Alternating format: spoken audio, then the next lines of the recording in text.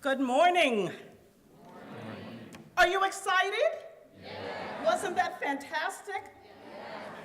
Let's thank Discovery Communications for bringing that to us. Let's thank them.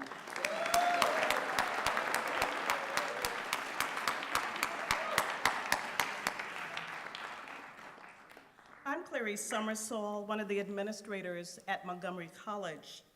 On behalf of the Board of Trustees, our president, Dr. Darian Pollard, our administrators, faculty, and staff, I take great pleasure in welcoming you to our fourth presentation in the Discover Your Skills joint venture with Discovery Communications. Students in the audience represent a wide range of majors and areas of interest, including broadcast technology, graphic design, programming, writing, theater, international business, and communications. Additionally, we are welcoming students from both the Montgomery County Public Schools right here in the center. Let's welcome them.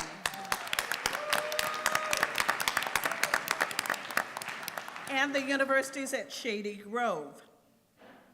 Without a doubt, we are in for a stimulating conversation dealing with careers in the fields of media. We encourage you to open your eyes to think about careers that are beckoning you. This is the first time that we are live streaming to students at Montgomery County Public Schools, 2 campuses of Montgomery College, both the Rockville campus and the Germantown campus, and Building 1 of the universities at Shady Grove. Those students will also be able to ask questions by emailing the panel at discovery111513@montgomerycollege.edu. I'll say that one more time. discovery111513@montgomerycollege.edu. At the fall 2011 opening meeting, our president, Dr. Darian Pollard, shared our new Montgomery College mission statement, which reads in part, "We empower our students to change their lives, and we enrich the life of our community." Montgomery College's partnership with Discovery Communications provides a wonderful opportunity to empower you, our students within Montgomery County, to examine your options for a future where you will be competing for jobs with students from Bethesda and Bangladesh. We live in a global economy, and being globally aware and globally competitive are essential skills. We are enriching the life of our Montgomery County community by continuing our partnership with Discovery Communications and broadening our local reach to include high school students and bachelor degree seeking students from the universities at Shady Grove.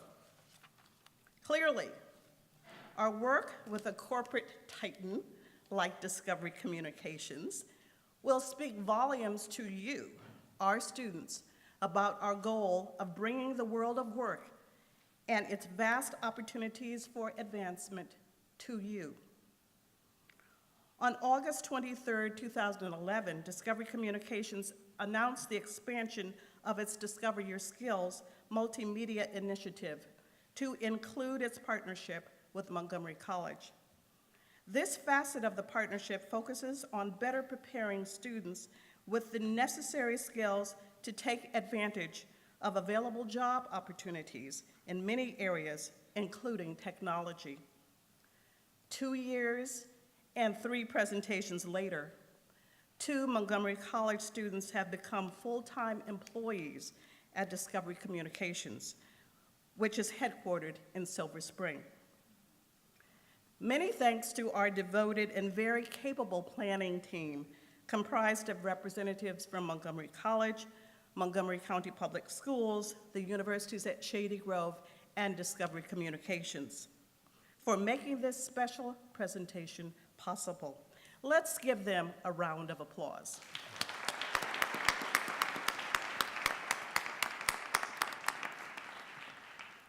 With those brief introductory comments as a backdrop, I'd like to introduce our panel moderator, Adria Alpert Rom, the Senior Executive Vice President for Human Resources and Global Diversity. Ms. Rom has had a distinguished career focused on organizational growth, performance, and operational efficiency. Prior to arriving at Discovery Communications in 2007, she worked at NBC Universal, where she oversaw human resource functions during the launch of MSNBC and played a key role in integrating Bravo and Telemundo into the Discovery family, or the NBC family of companies. Ms. Rom is a highly regarded professional. I am pleased to welcome her as she introduces the panelists and takes us through the program today. Thank you for your patience. Let's welcome Ms. Rom to the stage.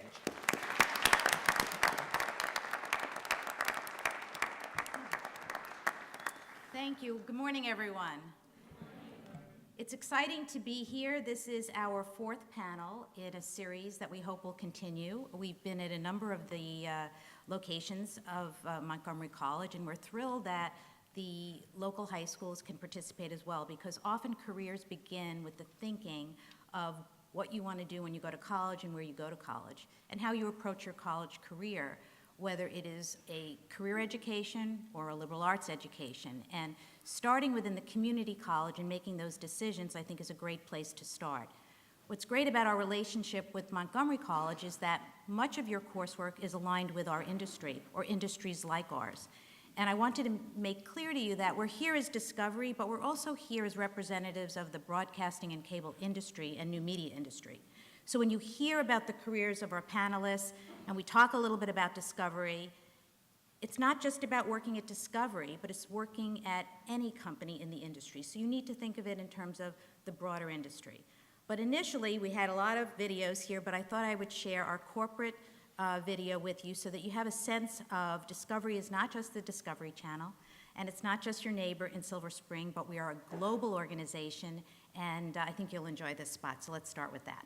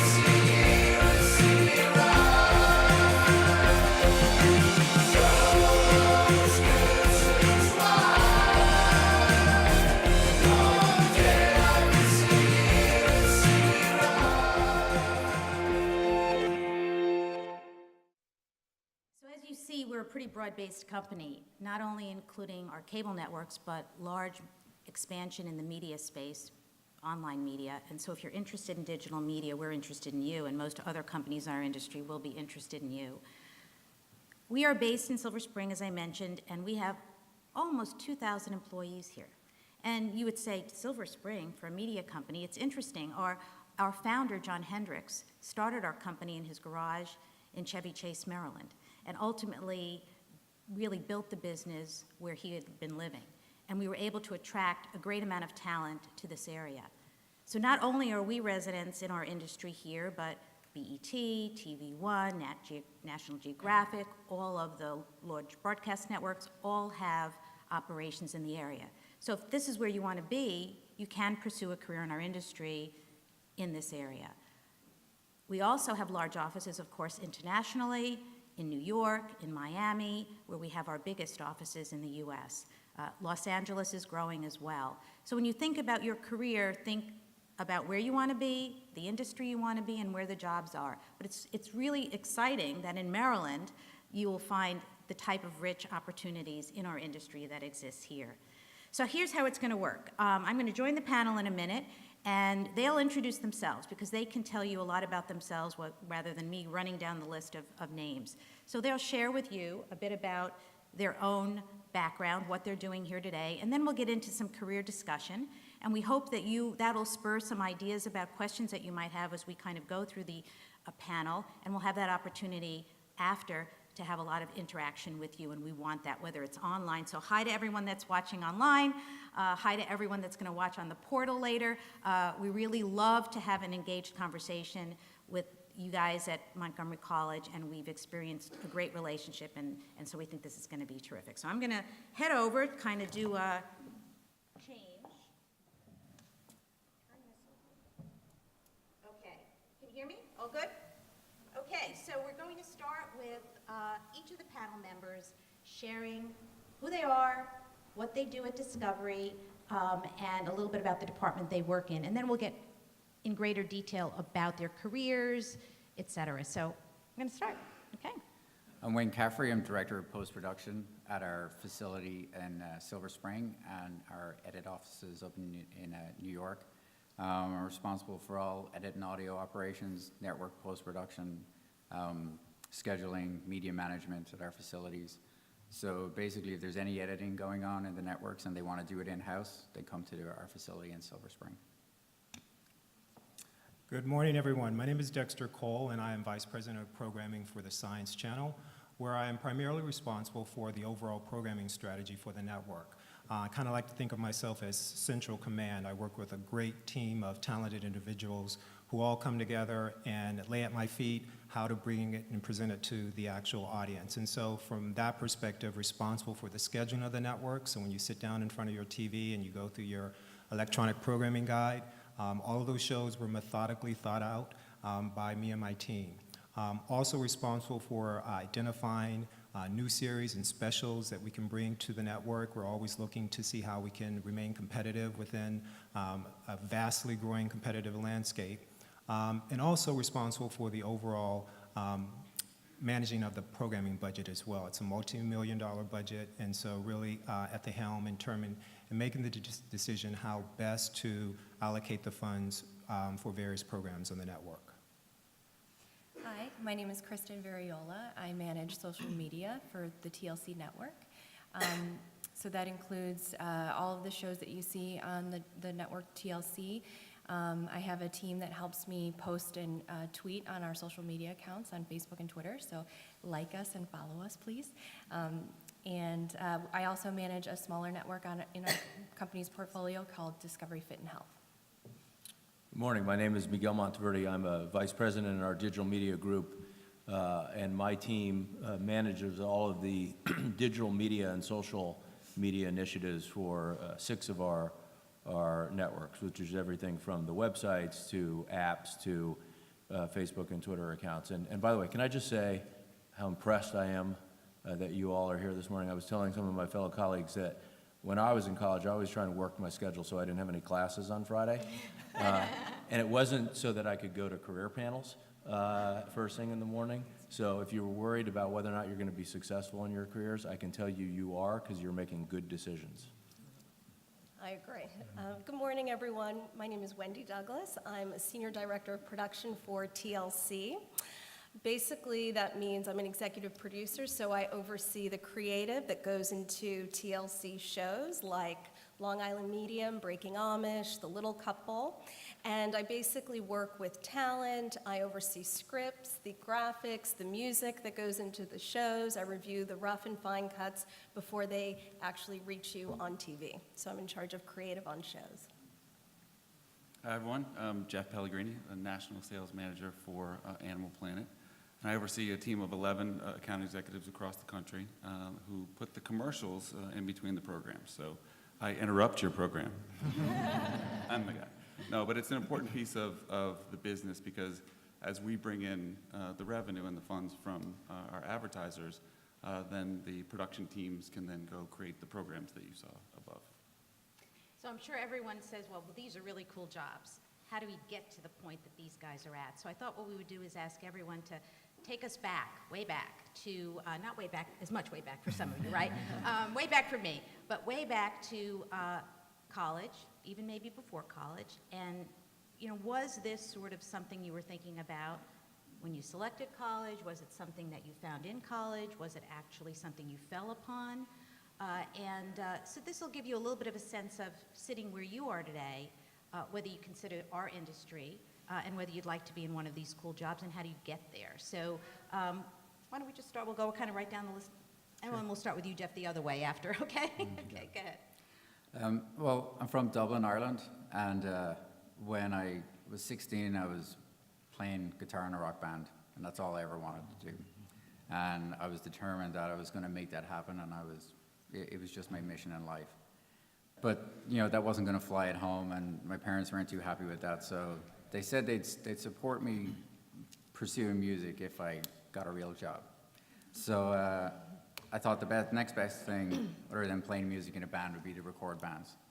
And I tried to apply straight out of school. I graduated from school when I was about 16, so I had another year in between before I really had to figure out what to do with college. And in Dublin, it's very different. At the time, people didn't really go to college for 4 years over there. They usually just found something that they loved, and they went in and they studied it for 1 or 2 years and then tried to get a job in it.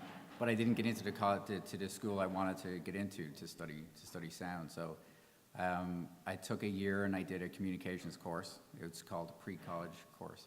And in that course, it kind of opened my eyes to video editing, audio editing, producing, script writing, all that kind of stuff.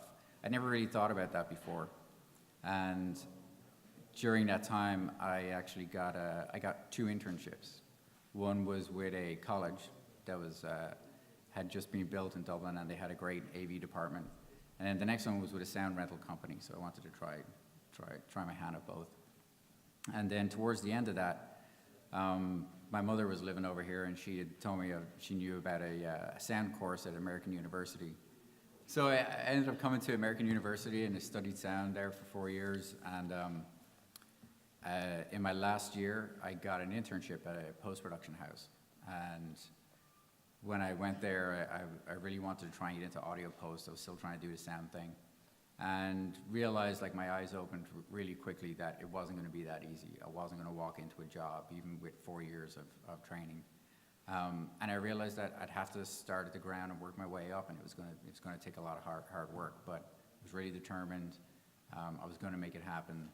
And during that internship, at the end of it, they offered me a job in the tape library. So it was basically just cataloging tapes, tracking them through the facility where I was working.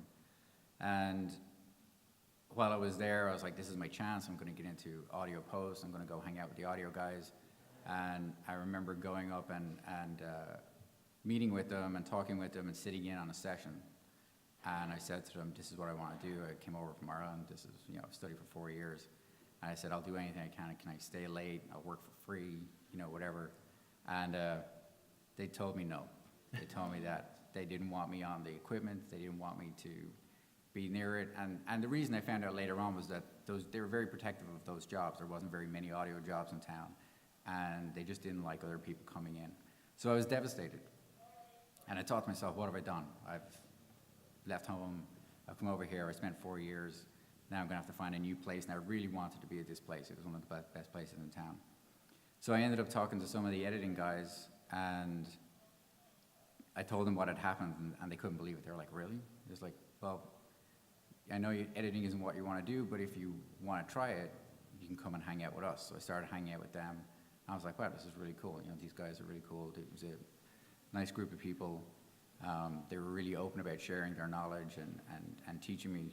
And they said, I still have my job in the tape library. And they said to me if I would come and do all their slates and labels, all kind of their assistant work, they would teach me editing.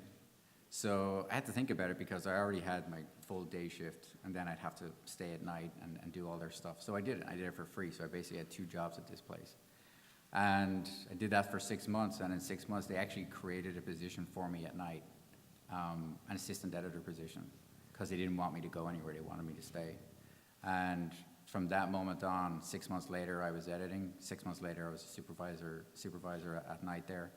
And a year later, I was a senior editor on days there. And that was my track into editing, totally different to what I had really thought I was going to do. But I never really looked back. I was really open to change at the time, and just really had to dig down deep and be brave about taking that path. And luckily, one of my clients was, editing clients was Discovery. So I got to know a lot of people there, and they approached me about supervising a project at our facility. And I thought it was a great opportunity. It was a freelance opportunity. It wasn't a full-time job, so it was a little scary not having benefits or anything like that. But I took the chance and went there, and I did that for a couple of years, and then they approached me about becoming full-time and supervising all the editors. And I thought it was a great opportunity because all I saw from wherever I worked is that if you worked hard and you were just a little patient, that you got rewarded, and you just waited for the right opportunity. So I supervised all the editors there, and then I've built my career just moving up over the years and taking on more responsibility, and now I have audio as well, and then recently this year taking care of the New York edit suites as well. So it's I think what's interesting is it started with the music. It really started with a passion, a personal passion about something, and kind of not really knowing exactly where it was going to go, but you knew that was the start. And that's sort of what we'll try to do is talk a little bit about a learning from each of the panelists about if you're sitting here and you have a passion about something, you love something, it's a hobby, it's a good way to consider starting when you think about education, when you think about your career. And in this case, music really was the beginning stages of that. So, Dexter? I think I might be one of the few individuals on the panel that is actually working in the industry that I went to college for. I majored in communications and knew at a very young age that this was the medium that I wanted to work in full time. Loved watching television just like any kid when I was growing up, loved listening to the radio, but more importantly, recognized the importance and the power that each of these mediums contains and provides individuals. And so from that perspective, made the decision very early on that I wanted to major in communications. So did that, attended Howard University, got my bachelor's in communications, and subsequently received an MBA from there as well. And shortly after college, took advantage of an opportunity to work at the local Fox affiliate here in DC as a desk assistant. It was an entry-level position, but learned a tremendous amount in terms of not only news, but how you package and put together productions, and it was just invaluable experience. And during that time, I eventually was elevated up to associate producer, and so really started to take on more responsibilities as well. And while there, always knew that I wanted to pursue a graduate degree, and I thought an MBA would be the perfect degree for me. And along those lines came an opportunity while I was at Fox to work at Geico Insurance Company, and jumped at the opportunity because it was an opportunity to kind of get my feet in wet as it relates to corporate environment. And while there, was continuing to work on my MBA, landed in the marketing department. And I think that's where I really started to cement my future in terms of career path. Because in the marketing department there, I was worked as a marketing research analyst. I'm not sure if any of you guys are aware of market research, but if you haven't, and if you're in college, I highly recommend, if you have an option to take a class in market research, I really encourage you to do so. It was in that class that I was able to strengthen my quantitative skills, always loved math and numbers, but also the qualitative side as well. But what I recognized, I think, most importantly was the power of storytelling, even from a market research experience, because in essence, some of you might have gotten calls from telemarketers on the phone. That's a form of marketing research. Someone has hired that person to call you to get your opinions on a certain subject matter or issue that's really important to management. And so as market researchers, we were responsible for going out, collecting the data, analyzing it, and then reporting it back to senior management. So again, at that very stage, I recognized that this was kind of what I wanted to do while I was in communications as well, but also to the next level in terms of really starting to create a story that you can tell individuals and be the first on the scene to report that information. So I was in market research at Geico, and through a colleague of mine was introduced to an individual who worked at Discovery, met with him, and literally probably within a month or so after our meeting, he reached out to me and said, hey, there's a position available at Discovery. So I leapt at the opportunity and started at Discovery as a research manager. And that was a tremendous experience because it demonstrated to me, first and foremost, just the vast difference in terms of consumers' perceptions of Geico Insurance versus television. Everyone watches television, so whenever we do qualitative research, it was there that you started to see how relatable it was and how rich the data was, as opposed to talking about what do you feel about your deductible versus your accident that you last had. So it was really a kind of a pivotal moment for me because it really solidified, again, the opportunity to create the storytelling. So from research manager, I actually ended up as vice president of research for TLC, and in that role was very instrumental in the strategies for hit series such as Trading Spaces, What Not to Wear, Say Yes to the Dress. So really utilize all the skills from that I acquired as a research manager up to VP of Research for TLC to really help and guide the strategies for the network overall. Took a 2-year detour and went right across the street to TV1. And that was a huge opportunity for me as well because as Vice President of Research there, because it enabled me to fine-tune my skill sets as relates to the target audience of African Americans, and a huge learning experience there, and recognize the importance of really broadening your skill set so that you can look and be more inclusive as it relates to television. So that was a huge opportunity. And then was invited to come back to Discovery and as a programmer. And I have to give Discovery credit because Discovery recognized the great skill sets that researchers bring to the art of programming. And I call it an art of programming because that's really what it is. Because it's through your research and audience insights that you're able to really guide and direct the strategy for the network. When I started at the Science Channel, one of the first things that was on my list to do was to really roll up my sleeves and really understand who was watching us. And you'd be surprised, there's a ton of tools and research tools out there to help you actually get to that answer. But one of the things that I think was an epiphany for most of us at the network was that our audience was very diverse. You had individuals that were true science enthusiasts who loved science, and that's what they came to the network for. But you also had individuals who, in addition to that, loved watching sports, loved watching comedy, loved watching sci-fi. So it's with that understanding that we were able to say, why don't we broaden our offerings a little bit and see if those viewers will watch programming similar to those other genres, but with a science twist to it. And so, sure enough, it was a huge success for us, and we were really able to start to look beyond our core science offerings and look to some of the edgier programming. So just in terms of Dexter's career, A lot of what he's shared with you is sort of starting with the communications area, moving into marketing, moving in and out of our industry. You know, Geico is, we think of Geico but as an insurance company, but think of it as a large advertiser who's looking for you, and they probably have the best commercials. And so kind of moving your career through different industries, in and out, through different disciplines. So if you're interested in marketing now, how does that translate to communications? How does that translate to programming? You'll see that it isn't a direct path, it's really a journey. And so, you know, your career, I think, has really demonstrated that. Yeah. Kristen? So when I was choosing my major in college, I definitely did not know I was going to end up in social media because it didn't exist then. But I did choose communications, and I went to University of Illinois. So I was on the path to do public relations.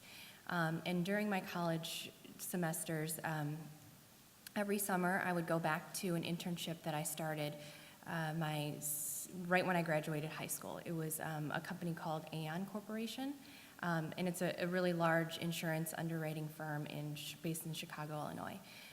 So I interned there in the public relations department, and I kept going back. So after freshman year in college, I spent my summer there, sophomore year, junior year, and then even after I graduated, I spent a summer there. So lots of people ask me, you know, why didn't I try different internships, why I kept going back every summer, and I think it was because I got to know the department very well. Every time I came back, I got more and more responsibilities. So I feel like my internship really set the foundation for me to understand what the business of public relations was, and that I really wanted to pursue it. So when I graduated, I ended up moving to Washington, D.C., and joining a PR firm where I worked on big clients like General Motors and Coca-Cola. And during that time, that was right when social media was starting to get big for big companies wanting to explore the space and join conversations that were happening online. So that's how I kind of, I guess, fell into social media. It was just emerging. There weren't any, coursework in college for that at the time, so I kind of learned on the job. But I fell in love with it. I loved the idea of communicating directly and instantly with people, sharing news about brands and what's going on at the companies that I was working for. So after that, I went to a company called Rosetta Stone. You guys may have heard of it. It's a language learning software company.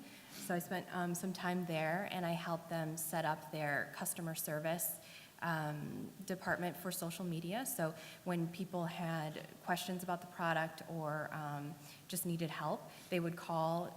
Normally, they would call the call center. So now we offered an opportunity for people to ask us questions on Facebook. So we would troubleshoot with them over Facebook, and if they needed to call us, we would provide a number, and they could reach us that way. So after Rosetta Stone, I ended up joining Discovery, which I think is my most favorite job that I've had since graduating college. I feel so lucky to work for Discovery because I really love the brands that we have here. Especially with TLC, I get to work on such fun shows, and the shows are so, the genres range from Honey Boo Boo to Breaking Amish, and I think that we have such great fans, and that's what makes my job really fun, because there are people who love our brands, so I get to give them more of what they love. I think social media, obviously, everyone here is pretty much in tune to social media, whether you're on Facebook or Twitter. Believe it or not, it's fairly new, a new tool for us in our industry. Selling advertising time and talking to people through press releases is sort of the traditional. But now, social media is key. Our shows are successful often because of all the work that the social media groups do, the conversation.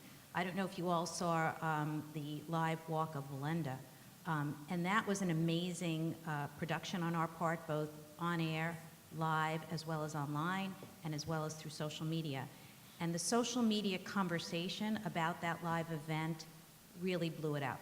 And so for all of you who live your life really through social media, you need to think about how you translate what you love, what you do every day, how you live into a career. And not only in our industry, but in all industries, the social media area is growing.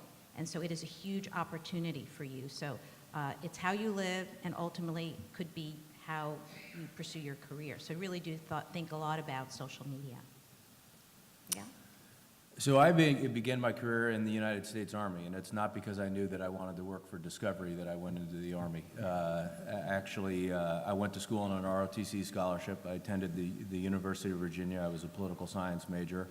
And I knew I wanted to serve my country. My father was a career Army officer. But I also knew that I didn't want to be in the Army any longer, frankly, than I had to. Because I grew up an Army brat, and I just didn't, I wanted to move one place and stay there my whole life. So I spent 4 years in the Army, and I do, by the way, recommend, it's not for everybody, although there is something for everybody in the military, but I don't think a week goes by in my career, in my profession, where I don't apply some leadership skill that I learned in the Army. So great experience, wouldn't trade it for the world.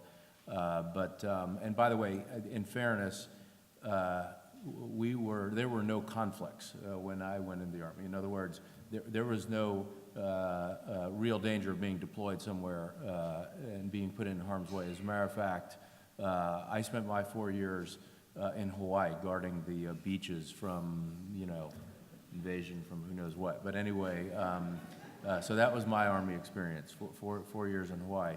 But I thought that I just wasn't quite sure what I wanted to do. And I spent a lot of that time in Hawaii, in the Army, kind of thinking, when I get out, what am I going to do? And there was the obvious path. I had studied political science. My family was back in the D.C. area. Maybe I'll go to law school.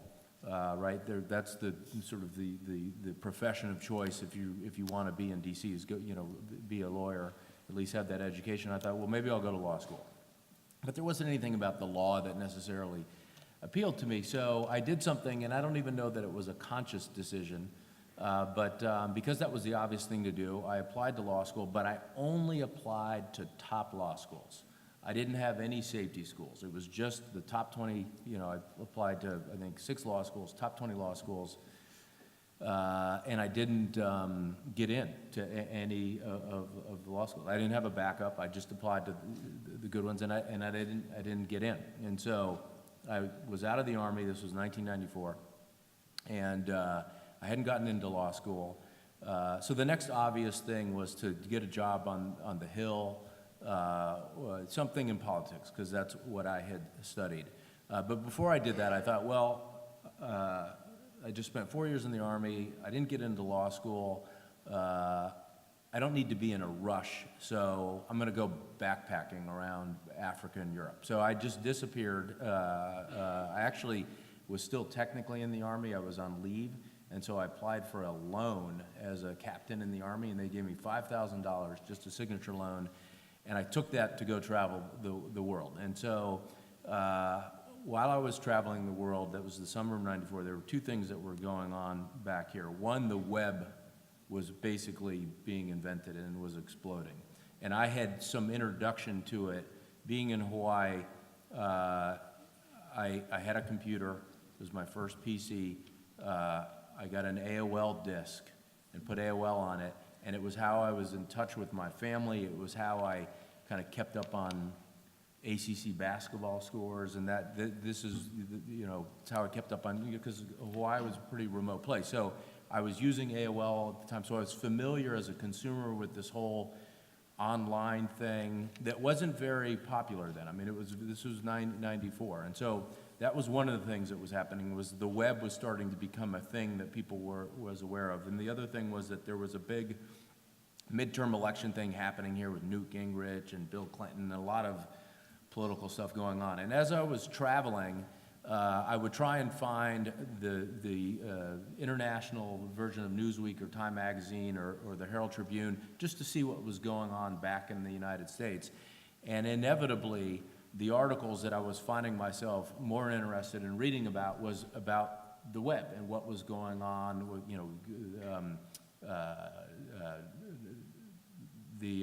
Yahoo was being invented, and there was a battle between AOL and Prodigy, and all this stuff was sort of happening. And I found that those were the things that I was more interested in reading about than, frankly, the politics. And so after I got back, AOL was a local company, and I knew some people who were working there. I went and tried to find my way into that company, because having been abroad and traveling and had an opportunity to kind of think more clearly about that, what I was really interested in, it was not politics as much as it was media and technology. And I think that, that's the challenge that any of us have in life, and particularly with our careers. There's the obvious path, and that's the path that you see right in front of you, and maybe that's the path that your family and friends think is the path for you.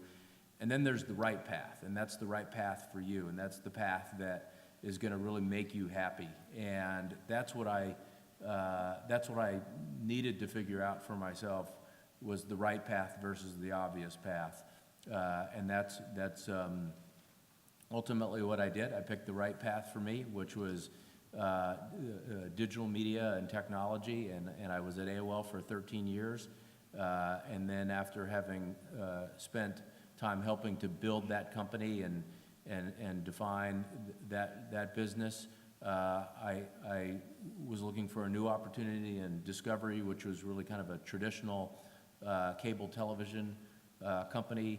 I knew that television was getting to a point where digital media was going to redefine that business, and it seemed like, just like the early days of AOL, a great opportunity to move to a company to help define that path and help this company that had been one of the great cable companies become one of the great media companies in the digital area.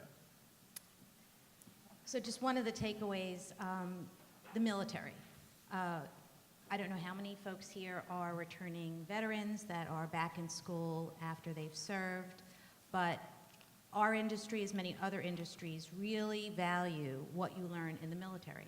There are lots of skills that are translatable to many industries, particularly ours. So that's something that I think, if you are that person, to really look back at what you've learned in the military, whether it's leadership or whether it's technology skills, but clearly the military, number one, does teach a lot of skills that can be translated into industry, and particularly in our industry from a technology perspective, we have reached out to veterans returning for the skills that they've learned. So I think that that's an important takeaway.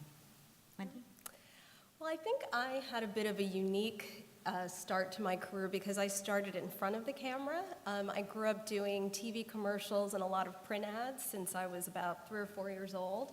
So I did that most of my life growing up, and then at around the age of 13, I was lucky enough to get a kids talk show on Nickelodeon. It was called Don't Just Sit There. This was back in the early 80s. I'm dating myself a little bit. And it was a really great and unique experience for me because for a few years of high school, I didn't go to high school, I had tutors, and every day I went into Manhattan. I grew up in Long Island, so I would take the train into Manhattan.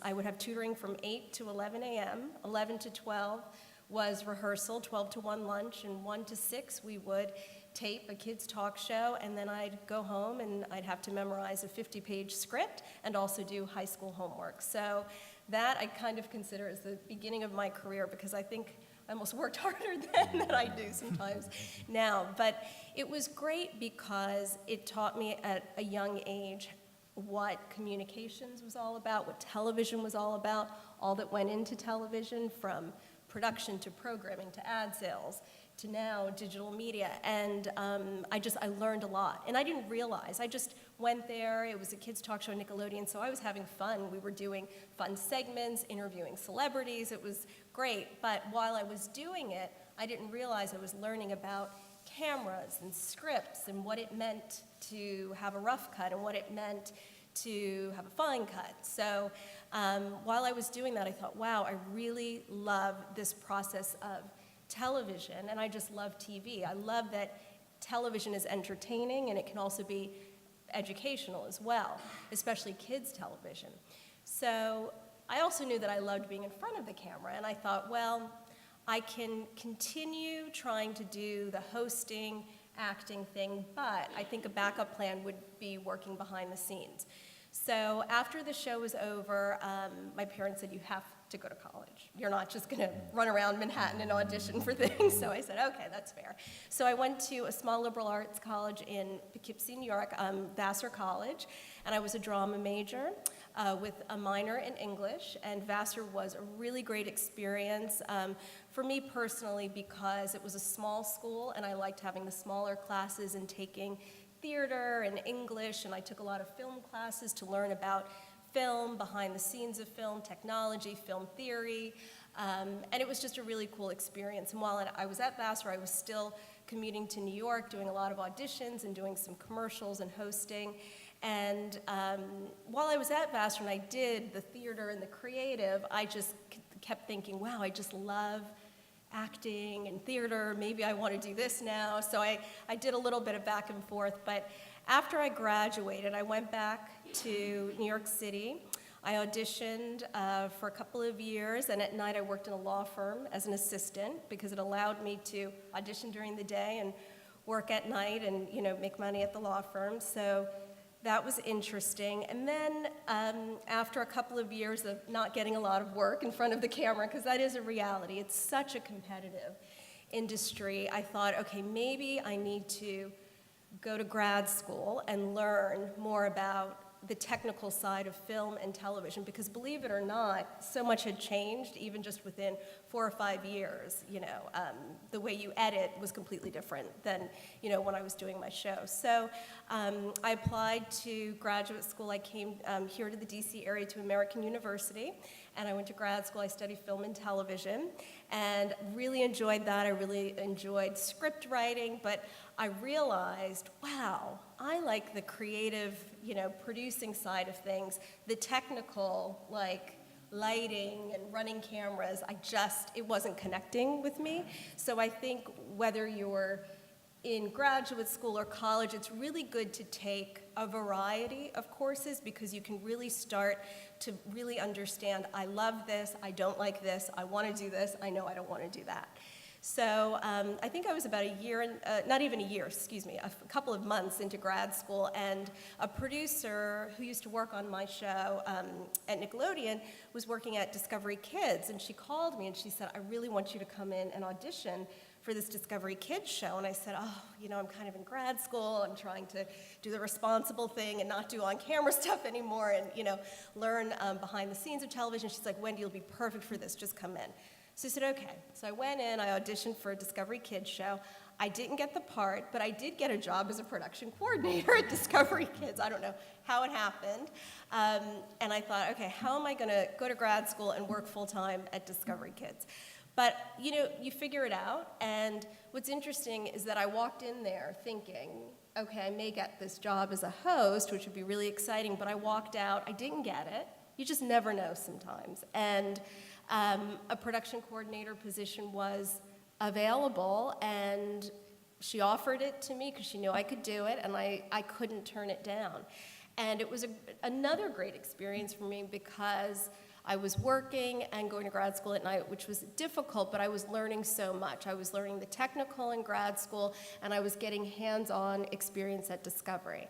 And I have to say, 15 years later, I'm still at Discovery, and I absolutely love it. It's a great company to work for. I've been very fortunate because I've been able to move around in the company from Discovery Kids to Animal Planet.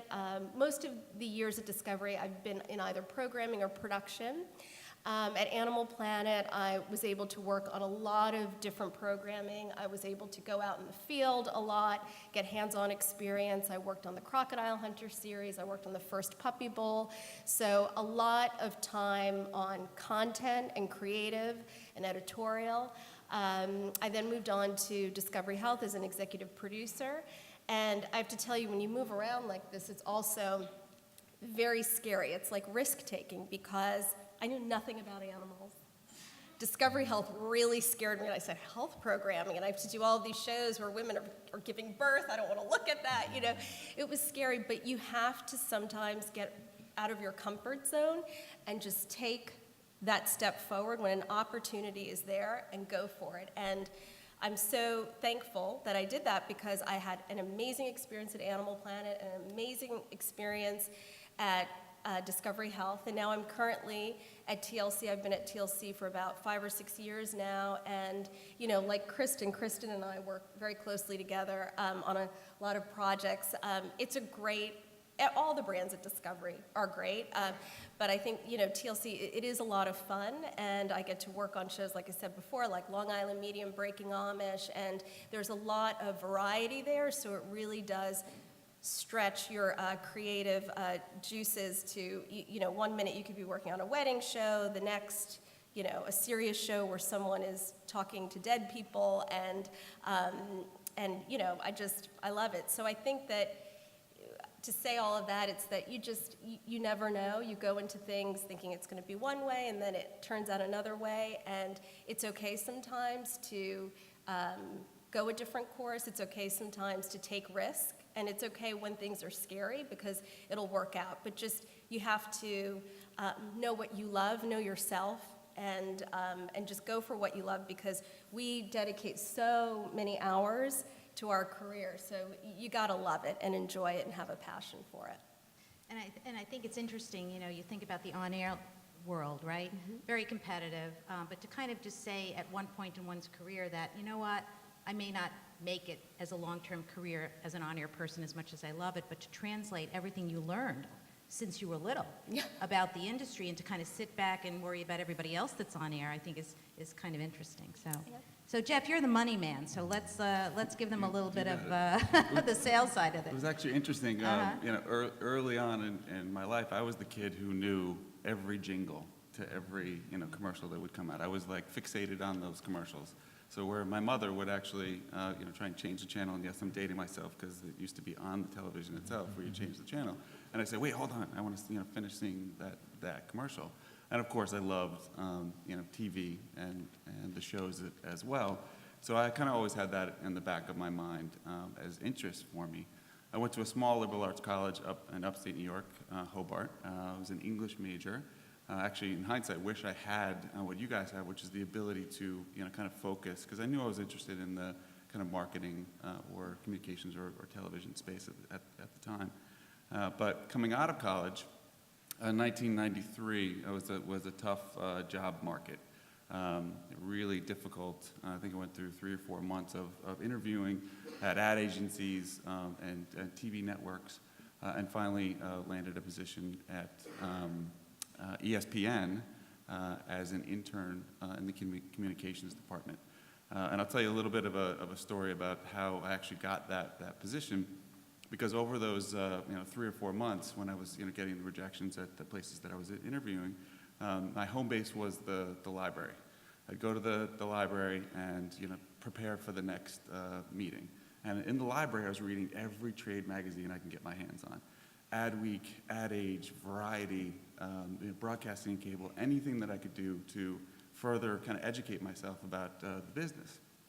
And I didn't really have the foresight that would actually come into play in a big way in the interview.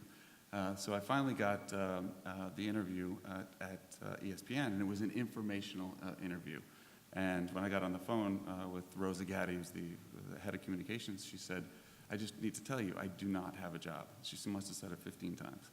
So get into the informational interview, and she's talking about ESPN, and she said our ad agency, and I said, oh, Wieden & Kennedy. And she's like, okay, this 22-year-old saying, okay, understands the agency that we have. She said, yeah, Wieden & Kennedy. I said, hey, they just lost the Subaru account, and they're shutting down the Philadelphia office. Does that mean you have to deal with the West Coast? Is the time change going to be a problem?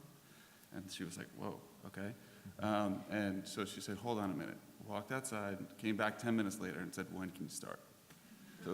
So it was an interesting, I didn't know it at the time, but being a student of the industry or a student of the business, classroom or otherwise, really helped me prepare and kind of get that first job. And then from there, when I was in ESPN, I kind of figured that the ad sales piece of it kind of spoke to me more than the communications. So I moved over to the ad sales side as a sales assistant. And then from there, at the time, there was no possibility to go from sales assistant to actual salesperson. So the path was to go to an ad agency and become a buyer. So I went over to an ad agency and was the buyer for the Coors Light brand. So I spent 3 years buying, and then I went back to ESPN to be a salesperson from there. And then my old boss from ESPN moved over to Discovery, and he said, it's great over here, come on over.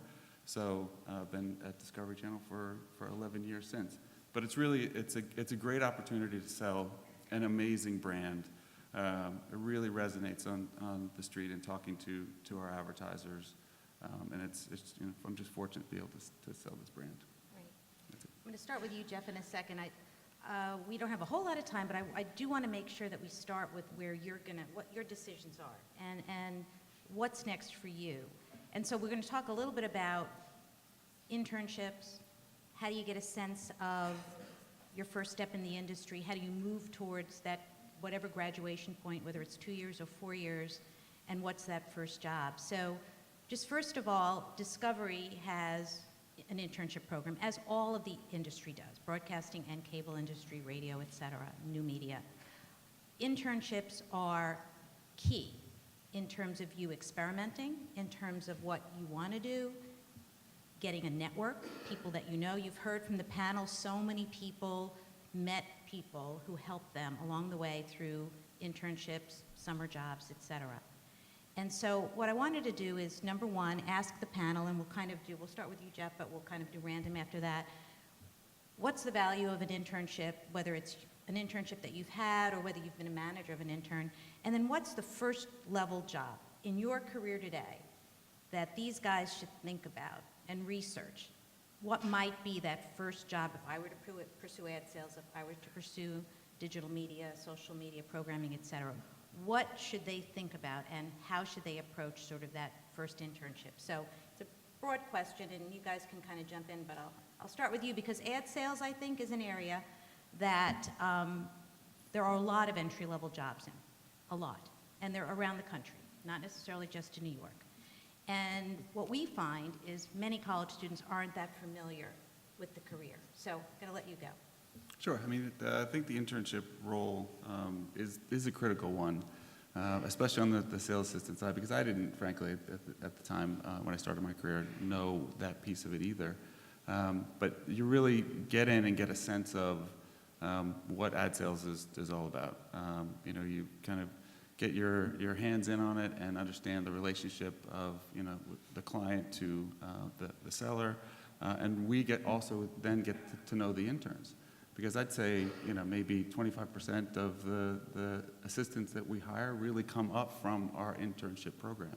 So in my case, I did an internship. It was actually after I graduated, but it got me into the door and part of the family at ESPN. And that's what an internship can do. Specifically, if you're an internship at Discovery, it'll certainly help you, get a job there. But also, if it's not at Discovery, when you're going to interview at another media company, and you have that on your resume, guess what? You're one step ahead of someone else who might not have that on their resume. And of course, if you've done the homework, headed in, and understand the industry, that's another step that you have. Where you're ahead of that other person who might be interviewing for that job. So it's critical to also understand that maybe you do that internship and maybe you understand that maybe it's not for me. That's another piece of it as well. But if you do get internship and it is for you, it's on your resume and can either get you a job at that place or get you a step ahead at another place. Anyone else on the panel, whether you're managing interns or whether you actually had an internship that helped you network for an opportunity? Sure. I mentioned before my internship with Aon Corporation while I was in college, and I think that really, really set the foundation for me and helped me understand what a good employee is, and helped me with the interview process, and really showcase my skills when I was looking for a full-time job. All of the things that I learned through my internships. I think my managers, while I was interning at Aon, They were an amazing resource, even though I wasn't going to work for Aon. After my internship, they helped me tremendously along the way, from simple things like references to coaching me on interview questions and really letting me know what they look for when they're hiring somebody. So I think I still talk to those people. They really helped me. I think everything I learned from them I still use today. So I can't emphasize how valuable internships really are, especially at Discovery. They're really, really great, and they're all across the company too. And I off the top of my head, I think I can think of, at least 5 people right now that were recently hired that started as interns at Discovery. Also, I had numerous internships when I was in college as well, and I think my best internship was for the Hartford Courant my junior year in college. And what I particularly took from that experience was I was in the field reporting, going out, getting stories, coming back and seeing my byline in the paper the next day. And I know that all internships don't provide you with that opportunity, but what it did instill in me was the importance of making sure that any internship that I would later in life be responsible for in terms of interns, that I would make it an invaluable experience. And so we've been fortunate in the programming department to have numerous interns come, and we tell them, roll up your sleeves, you're going to be busy throughout the summer. And for us, it's kind of a selfish reason as well, because our target demo for our audience runs from 18 to 49, and a lot of the interns that come in are in that sweet spot for us, which is the younger end of the demo. We call them the millennials. And so, we're looking at it one particular way as it relates to our programming strategy overall, but we always enjoy having a fresh pair of eyes, particularly the younger eyes that can come in and offer some insights, because those individuals will become our target demo, and it's always best to try and swoop them up as soon as possible. So we really make it an enjoyable experience and hands-on. Yeah, I can absolutely say that I would not be where I am without my internships. I had 3 of them, 2 before college and then 1 in my last semester.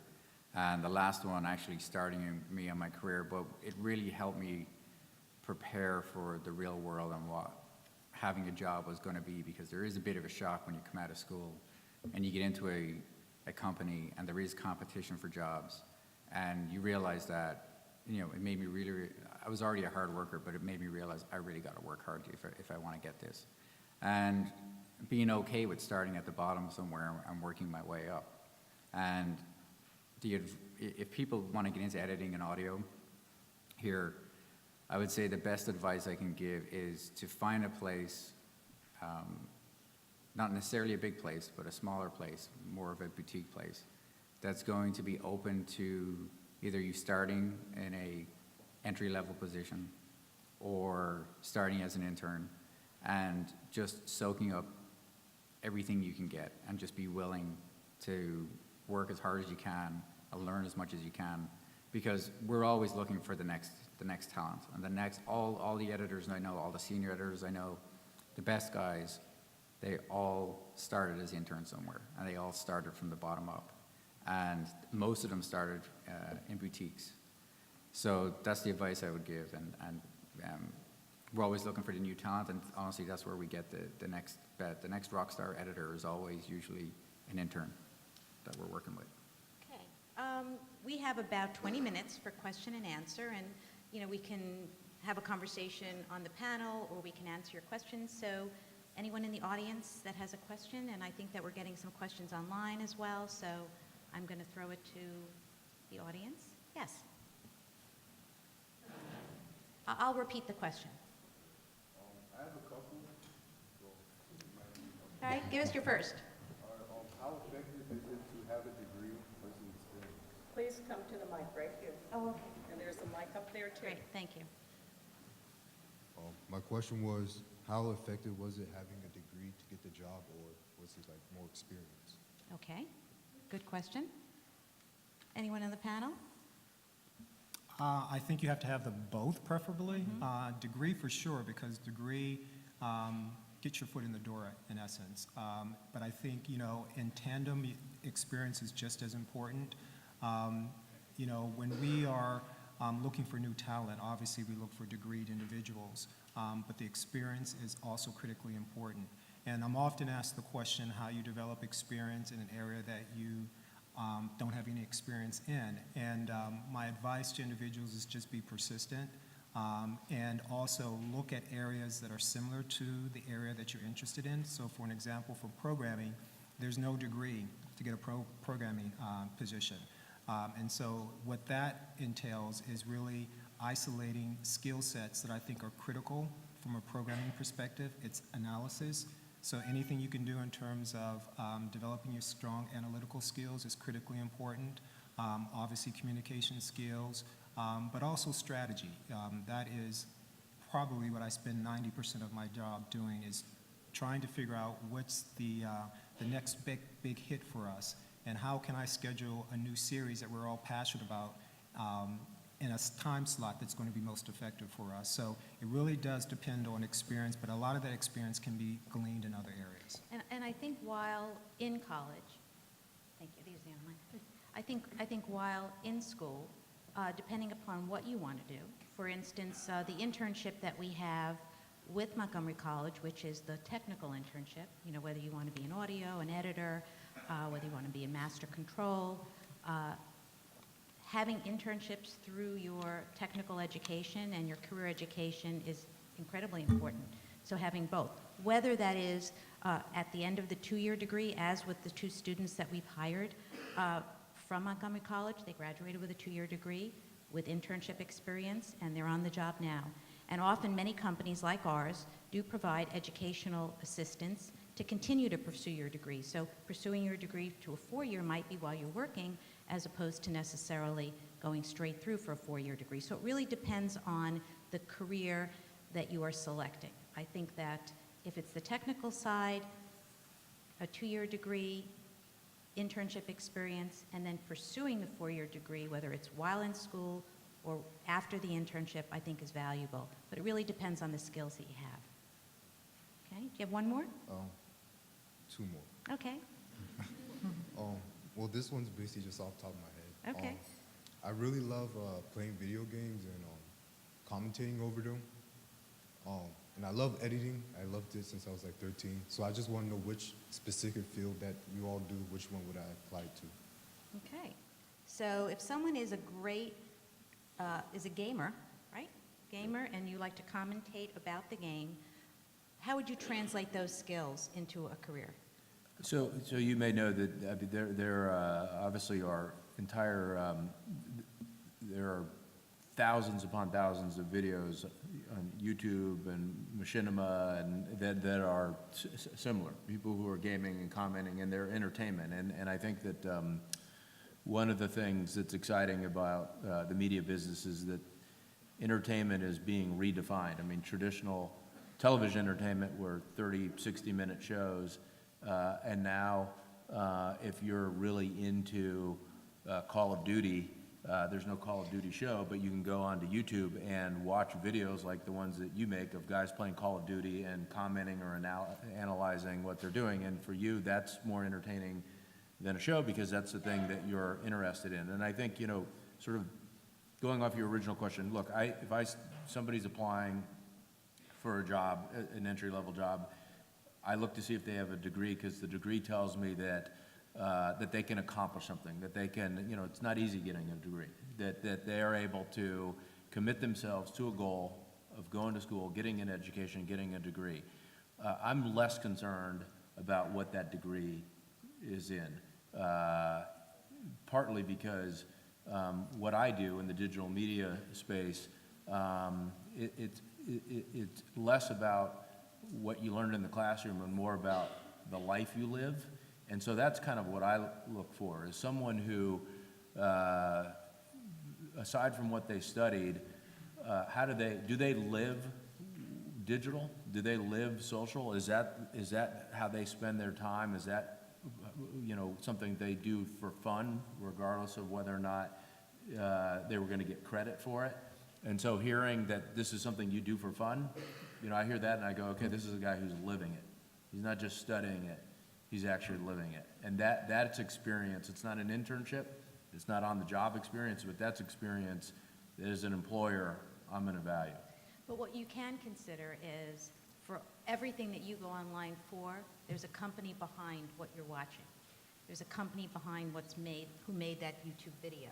And so what you love, you should find out who are those companies. Because if they're making what you love, you may want to work for them, making what you're loving. You see what I'm saying? So I think that's a good way to kind of decide, who would be a great employer for me that would take advantage of everything that I love. Okay? We're going to go over here. I'm going to let another student ask a question, okay? How competitive were internship applications for you guys? Okay. I'll talk Silver Spring right now, okay? We have our internship program in the spring and in the summer. There are greater internships in the summer. They are competitive, obviously. You need to have a good grade point average. You need to demonstrate that you have an interest in our industry.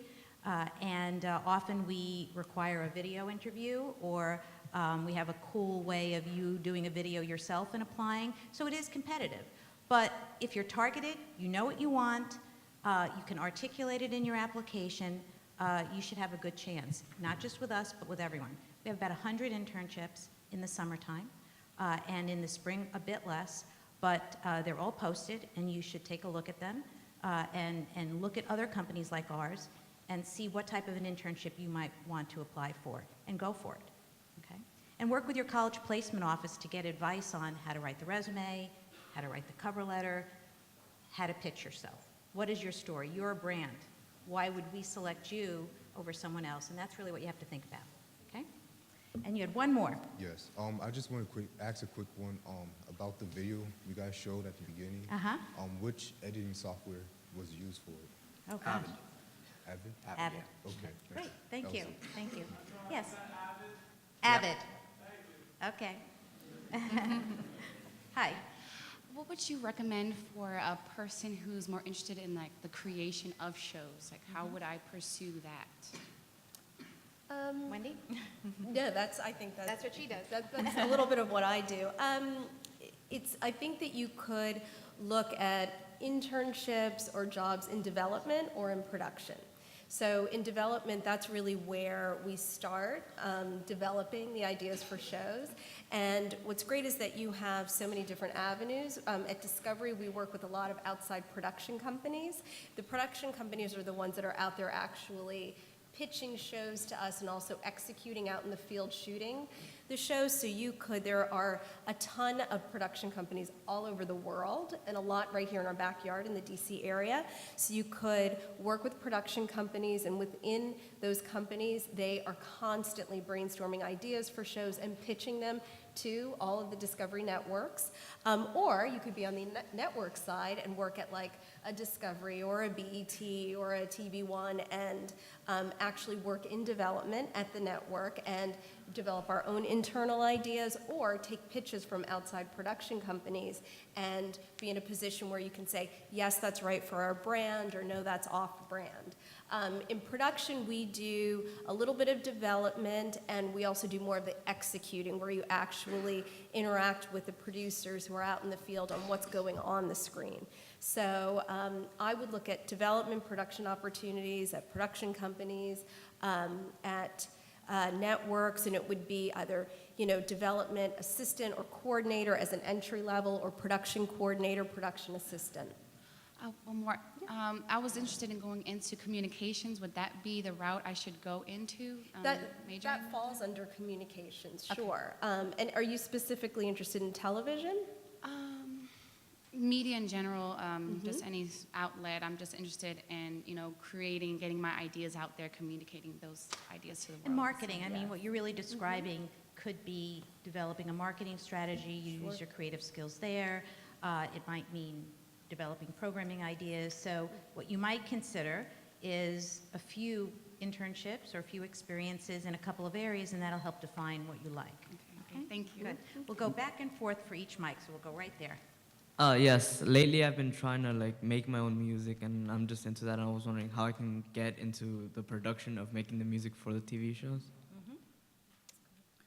It's, again, that's a tough market, but I think what you got to do is, I think you got to reach out. There's a lot of companies that make what we call, generic. One is Killer Tracks, and they just make generic music that people buy to put on TV shows. And that's how a lot of musicians actually get their foot in the door, and they kind of start making a name for themselves. So I would just start looking up a lot of those companies, seeing if they have opportunities open, going there, and just trying to work your way up. All right, thank you. That would be my advice. Yes. Hi, I'm Michael. I have a question for more so to Wendy. I'm an anchor at my high school already now, and I wanted to pursue in sports, as a host for a sports show on ESPN or something. So would you say going into getting an internship first and going into majoring into communications when I go to college would be the right route for me? There are a lot of different routes you can take. So I don't know if there's one right route. It's, I think what you were saying earlier, it's what's right for you. That is definitely one way, because you could get your foot in the door at ESPN, work in communications. While you're there, you're going to meet a lot of different people. You're going to be able to interact with them and say, hey, here's a demo of some work that I've done with me hosting, and just take a look. Let me know what you think. What do you like? What could I improve? Do you think there's something that I could do? I definitely think that's a great way, and maybe there's an opportunity. If they have something digitally online, you could say, hey, do you think you could give me an opportunity to just host a quick 5-minute piece on, sorry, I'm not a sports person, but the upcoming NBA games, XYZ. So you could do that. Or, if you really have this passion to be on camera, you could also simultaneously, a lot of times it's not just one route, you've got to try 5 at the same time and see which one takes, but get a demo of yourself on camera doing hosting work and send it out to all of the different agencies that are out there. Send it to at ESPN, let them know that you're someone who's trying to someday be a host in sports. So I think you could do a little bit of all of those things and try. And You're in maybe- high school maybe- now?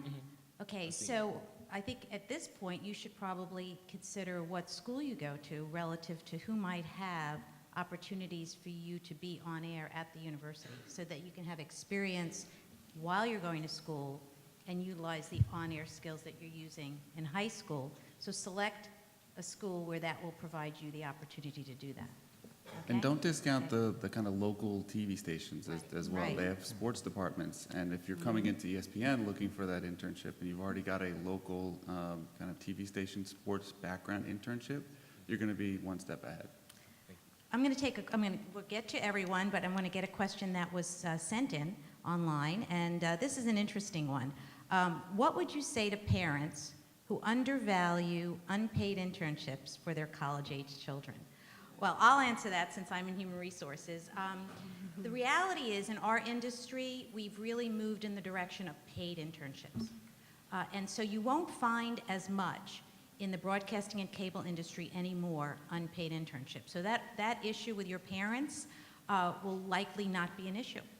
So if you were to apply at NBC or Fox or Discovery or Lifetime, any of those networks now have paid internships. So the unpaid issue really isn't the case. I think in smaller companies that might provide those experiences, what I would suggest is balance a small unpaid internship with a paid summer job.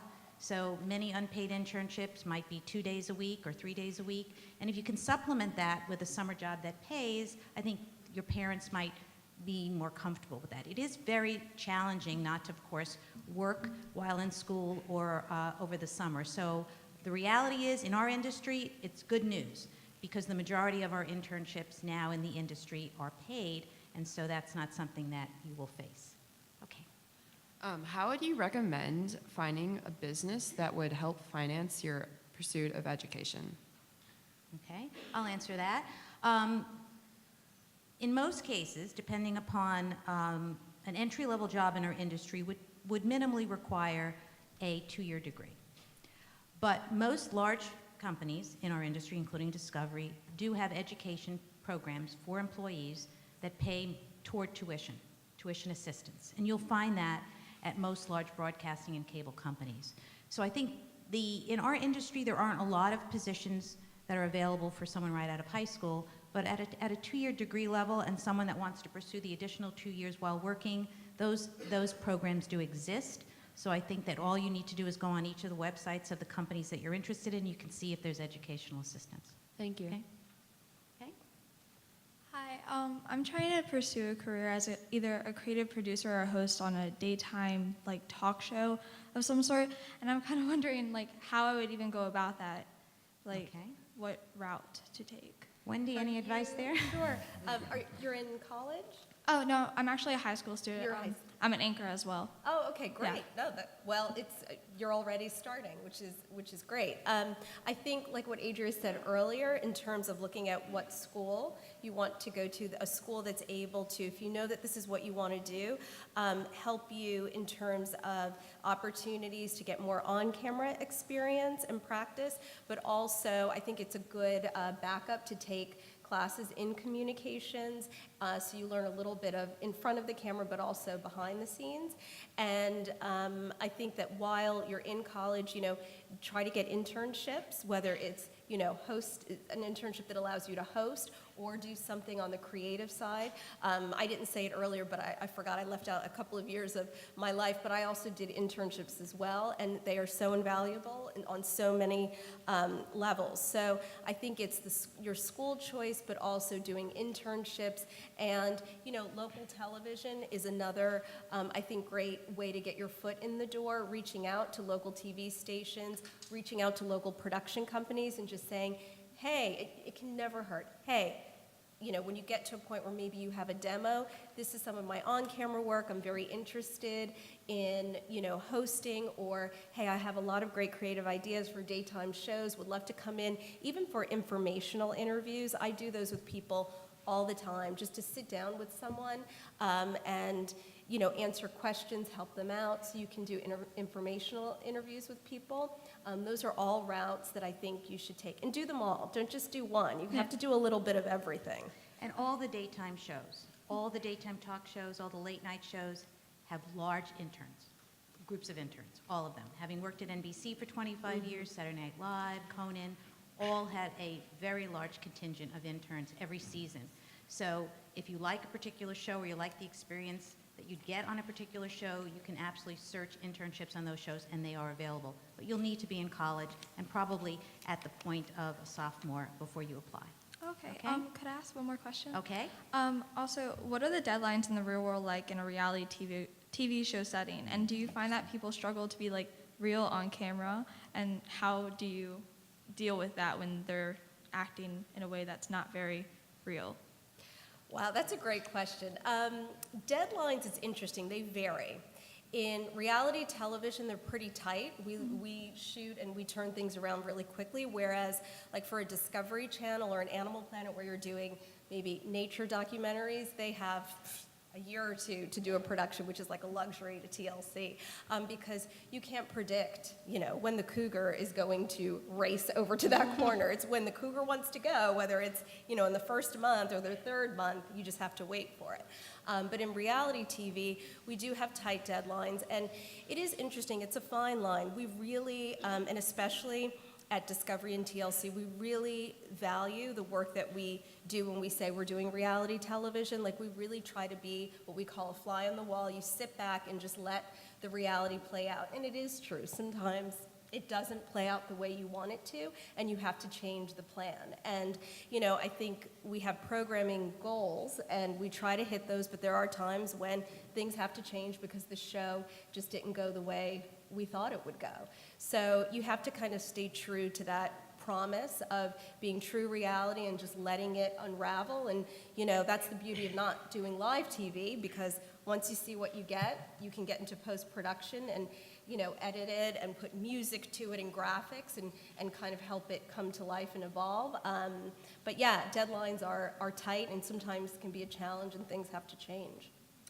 Okay, I'm going to take one more from the folks that have been online, and then we are all going to be here to break out and to be able to answer all of your questions. So those individuals here, I don't think we're going to be able to take you at the mic, but we will be able to answer your questions in the small breakout. So the last question, which I think is a great one and important, how can I become a better, more professional communicator?